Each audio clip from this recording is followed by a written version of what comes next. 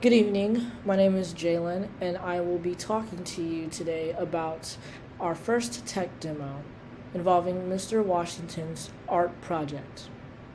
Now, I have been thinking a lot about this particular art project, and I think that I have found one that will sufficiently meet Mr. Washington's criteria, and I wanted to share it all with you today. But before all that, let me first talk about Mr. Washington's art project. Mr. Washington is a 10th grade art teacher, and next week he will be beginning this project that gets students to think about how artists throughout history have used their voices to speak on contemporary issues.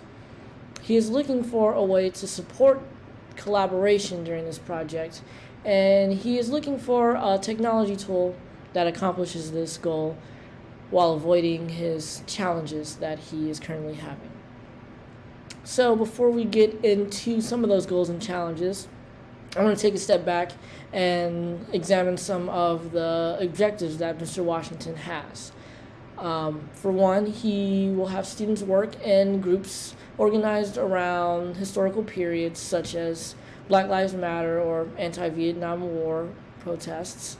He will have the students read websites, printed sources, have them watch online videos, and look at images of art. He wants the students to work together in 3 phases. These 3 phases we will get into a little bit later. And he wants students to create a group presentation showcasing their ideas and connecting some thoughts between 4 to 5 artists during this period. Now, here are the 3 goals that Mr. Washington really wants to impress upon the students. He wants the students to brainstorm by starting with a blank canvas, completely nothing, and sharing ideas between the group members. He wants the students to then synthesize those ideas by combining and editing it, and then creating a presentation for the entire class as a result of these ideas. The objectives and goals sound all fine and easy to tackle, but we have to acknowledge the challenges that Mr. Washington has faced. He has used different technologies in the past, but he has not found one that have hit on those 3 aforementioned collaborative thinking criteria. He also wants to be able to assess who has contributed what to the project so he can guide students on the quality and the frequency of the contributions. He wants students' work during the project to also be private to themselves and him, of course, but the final project must be able to be viewed by the entire class. With all that in mind, we have our goal for today. We must find a technology tool that supports Mr. Washington's needs. Now, I have been doing a lot of thinking, and I have been doing a good amount of research for a good technology tool, and I think that I have found one, and I think that I have found one in Padlet.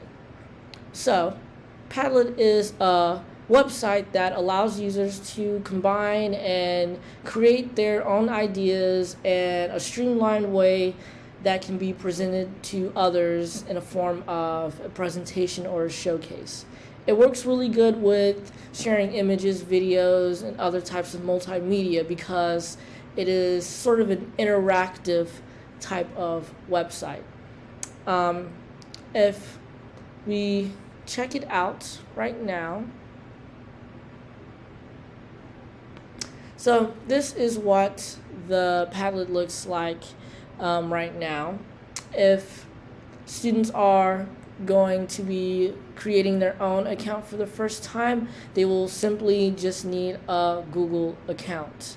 I would prefer students to use their own school account if that is applicable, but if not, a Google account will suffice.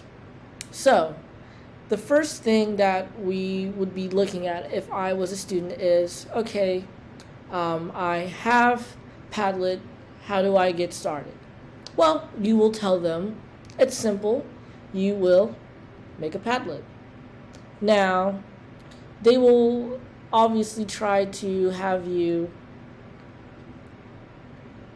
create a free one. If you have 5 ones over the limit, I do. But for the sake of this, we'll just delete this one.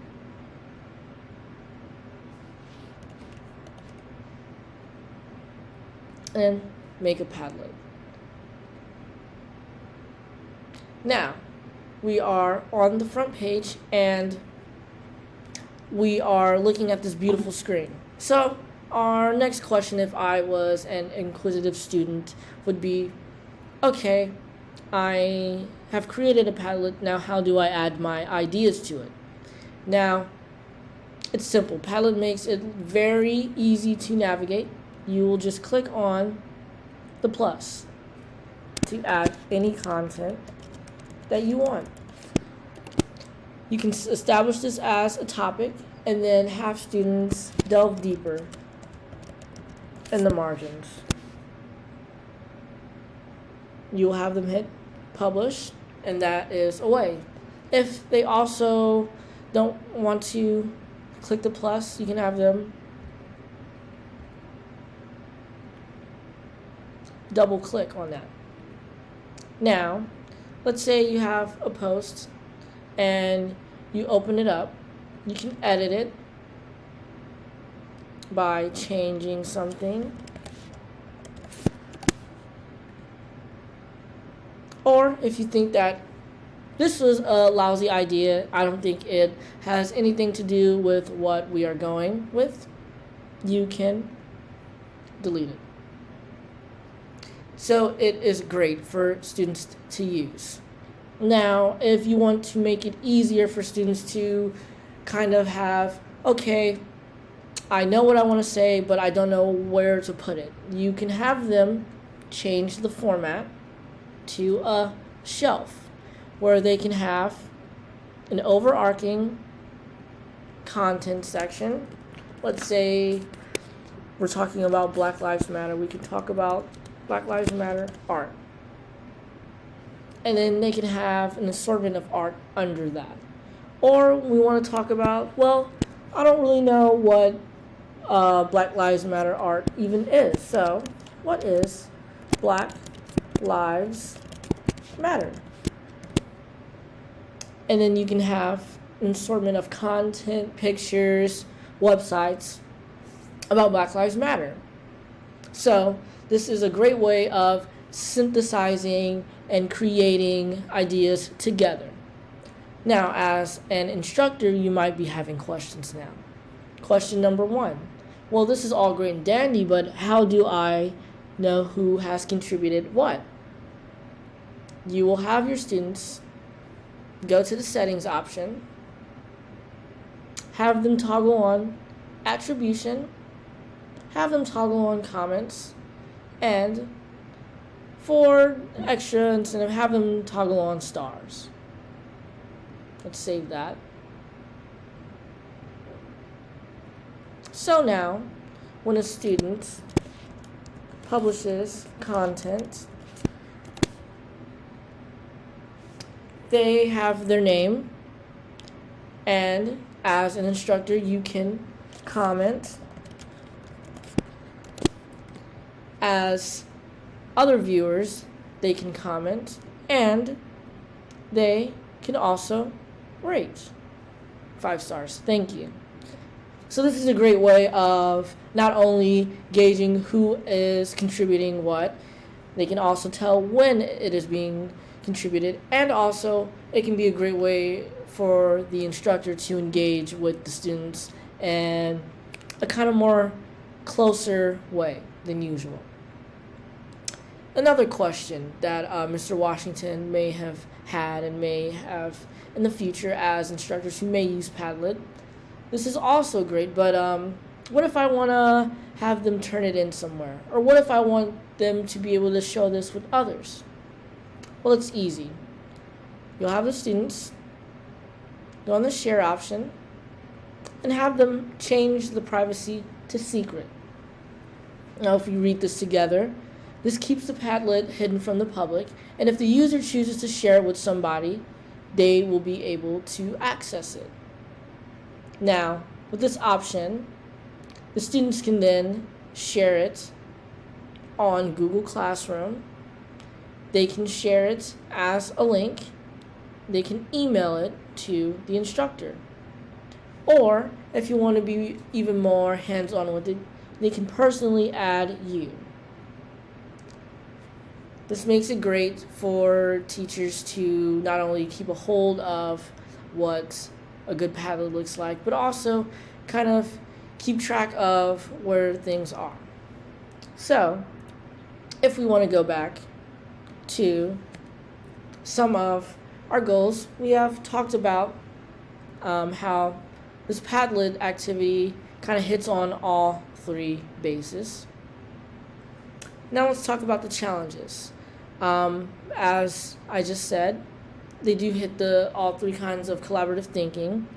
I have just discussed how Mr. Washington will be able to assess who's contributed, and he will be also able to see the project and also have it viewable by others in the class. So, for a final example, let's go back and look at what maybe this fully fleshed out Padlet could look like. Now, this is just a hodgepodge of ideas. I don't really have a lot of information on here, but I do have some ideas and some little various bits of content that would work well for this project. And as you can see, it has various amounts of ways of students to connect and compare their ideas together. So, I think that Padlet would make for a great technology tool that would support Mr. Washington's needs. I hope you all had a great time viewing this technology tool, and maybe you will use it in some fashion in the future. I hope you all have a nice one. Good night.